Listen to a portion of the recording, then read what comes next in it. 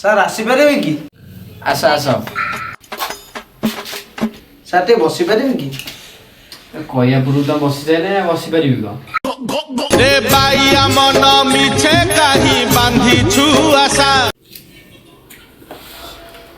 ଏ ଅସୁବିଧାଟା କଣ ହେଇଥାଏ ଯାଇଛନ୍ତି? ସାର୍ ମୁଁ ବର୍ଷେ ହେଲାଣି ଅନ୍ଧ। ଠିକ ସେ ଦେଖା ଯାଉନଥିଲା। ସେଇ ତେଲଟା କଣ ପାଇଁ? ତଳ ବାଳ ବଢୁନି। ତଳ ବାଳ ଯାହାର ବଢୁନି କଣ ଲଗେଇବେ? ଏଇ ତେଲ ଲଗେଇବେ। ଏମିତି ସିଷ୍ଟମ ବି ଉପଲବ୍ଧ ହେଲେ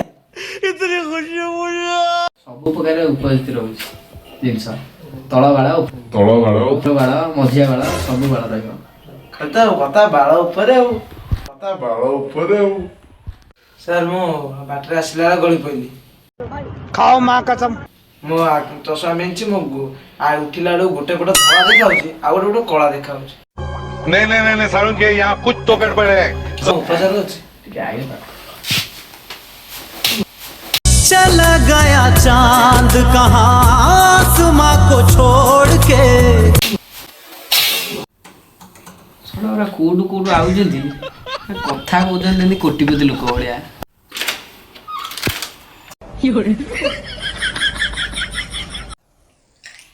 ଆପଣ ଠିଆ ପକେଇ ଠିଆ ହେଇଛନ୍ତି? नहीं କଣ ପାଇଁ ହେଇଛନ୍ତି? କହୁଥିଲି ପେଟ ଦିନ ବାହାରିବ ନାହିଁ